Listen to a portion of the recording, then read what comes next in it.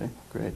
And when you say it's in the long-term planning, what kind of timetable are we thinking where we might see actual infrastructure changes?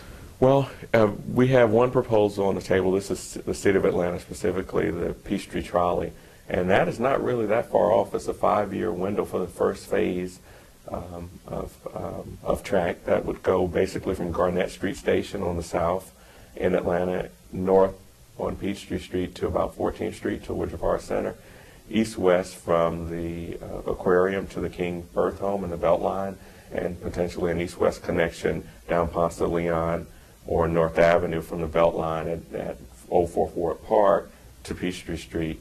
And that would be the first phase of a streetcar system. The other project is a 22-mile Beltline project, which is trails, rails, and green space. Initially, the focus is on trails and green space, but I think we could probably figure out a strategy to expedite if we could get some best practices from Switzerland or other some of the organizations that spoke about how they connect their networks using dual gauge technologies and just figuring out how to plan better. Okay. Great. Well, this is another question for both of you, and we've sort of talked about this a little bit. You talked about this, but are either of you aware of any other plans to make Atlanta's transit system sort of resemble that of Switzerland, or is that just one model? I'm not really aware of any plans. I don't know. Yeah, I don't think that's intentional. There's no intentional plan to model after Switzerland, although I think we should be looking at. I would say the Swiss are at the top of the list of places to model after because they have so many geographic challenges and they've still been able to overcome them. We don't have nearly the terrain issues that they have, and they still function on time and efficiently.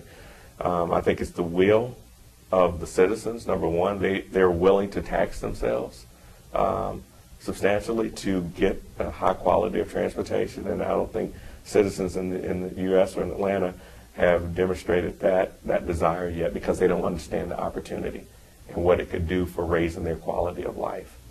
Okay. What do you think it would, this is a difficult question, but what do you think it would take for people to realize that? Because I've had business people tell me that it's the traffic issues are going to eventually hurt the business community and just generally downgrade the quality of life here in Atlanta. How long do you think that would take, and for people in Atlanta to realize we need to renovate these systems? I think it's a whole attitude which has to change towards public transportation, which is very different in the US and in Switzerland. I understand the attitude here in the US because you are used to cars and you need cars because cities are so widespread out. I mean, the city plan is so widespread out and you cannot reach every corner of the city with a bus. That's a problem which maybe we don't have in Switzerland. The cities and towns are much smaller and people can walk 10-15 minutes to the next station and they don't mind doing that. So really the will to contribute to a change of mentality is very important, and I think it also may relate to the fact that you may maybe take some disadvantage on you to walk if you can do something.